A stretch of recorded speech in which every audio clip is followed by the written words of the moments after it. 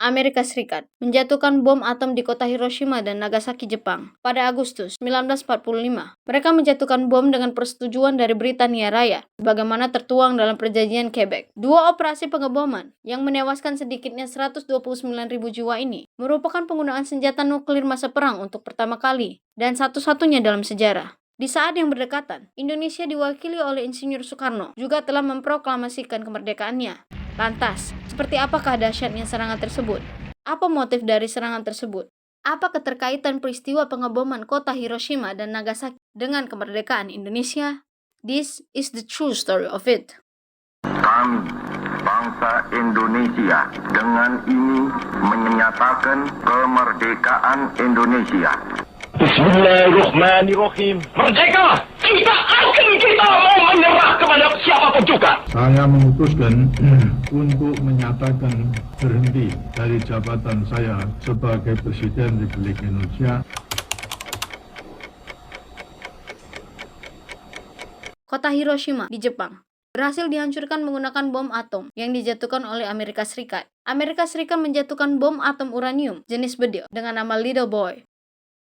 Pada hari pengeboman, Hiroshima merupakan kota penting dari segi industri maupun militer. Beberapa satuan militer berpangkalan di dekat Hiroshima, termasuk Markas Angkatan Darat Umum Kedua, Pimpinan Marsikal Lapangan Suronku Hatta. Secara keseluruhan, lebih dari 40.000 personel militer ditempatkan di Hiroshima. Hiroshima adalah pangkalan suplai dan logistik militer Jepang, berukuran kecil, namun arsenal militernya besar. Kota ini juga merupakan pusat komunikasi, pelabuhan penting, dan tempat berkumpulnya tentara. Hiroshima adalah kota terbesar kedua di Jepang setelah Kyoto yang masih bertahan meski diserang berkali-kali. Pusat kota dipadati oleh bangunan beton berkerangka dan bangunan berstruktur ringan. Wilayah di luar pusat kota dipadati oleh bengkel kecil berbahan kayu yang tersebar di antara rumah-rumah Jepang. Seluruh wilayah perkotaan Hiroshima rentan terbakar. Saat serangan terjadi, jumlah penduduk Hiroshima mencapai 340.000 hingga 350.000 jiwa. Presiden Amerika Serikat, Harry S. Truman, meminta Jepang menyerah 16 jam kemudian.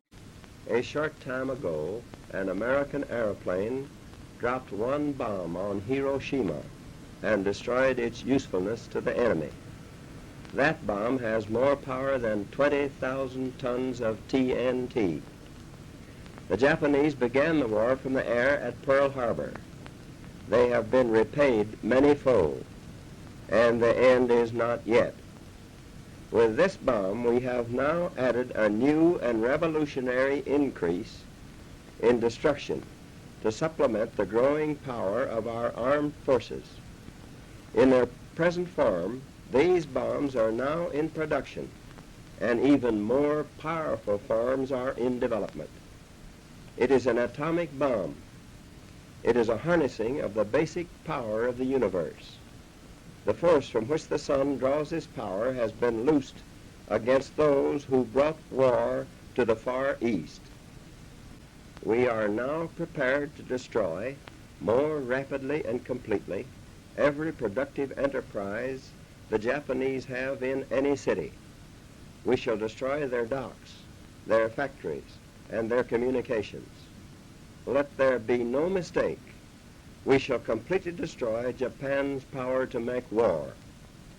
3 hari berselang, 9 Agustus 1945, bom kedua kembali dijatuhkan oleh Amerika Serikat di kota Nagasaki, Jepang. Bom ini menghancurkan bagian terdalam Nagasaki, antara 60.000 dan 80.000 orang tewas.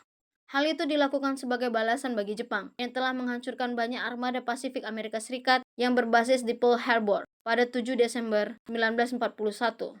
Pada tahun 1850-an, Nagasaki menjadi pelabuhan utama untuk perdagangan. Kota ini adalah stasiun batubara Asia Timur terkemuka dan berfungsi sebagai pelabuhan musim dingin armada Asiatik Rusia hingga tahun 1903. Pada awal abad ke-20, kota ini menjadi pusat pembuatan kapal utama. Industri inilah yang menyebabkan Nagasaki dipilih sebagai target bom atom kedua yang dijatuhkan di Jepang oleh Amerika Serikat pada Perang Dunia Kedua. Kaisar Jepang menyerah 6 hari setelah pengeboman kota Nagasaki. Pengeboman yang terjadi menyebabkan Jepang menyerah dalam Perang Dunia Kedua. Buntut dari bom tersebut mengakibatkan beberapa penyakit, seperti penyakit atom yang memiliki resiko kanker, cacat lahir, keterbelakangan mental yang parah, dan penyakit lainnya. Kanker menjadi penyakit yang umum di antara orang-orang yang selamat dari serangan Nagasaki. Kehancuran yang meluas menyebabkan banyak komplikasi bagi wanita yang sedang hamil, yang menciptakan gangguan dan kecacatan bagi anak-anak yang lahir selama periode itu. Jatuhnya kedua bom atom tersebut lantas membuat Jepang tidak lagi berdaya. Jepang menyadari kekalahan telah di depan mata. Melihat kondisi itu, Kaisar Jepang memutuskan untuk menyerah tanpa syarat pada Sekutu, 15 Agustus 1945. Jepang berusaha untuk menutupi berita kekalahannya dari negara-negara lain, khususnya negeri jajahannya, Indonesia.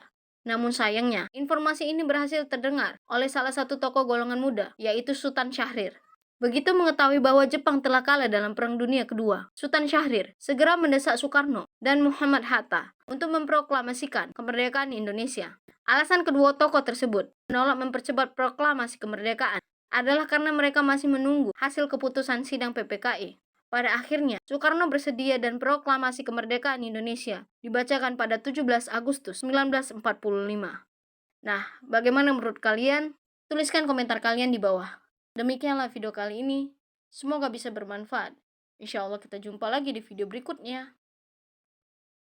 Kami, bangsa Indonesia, dengan ini menyatakan kemerdekaan Indonesia.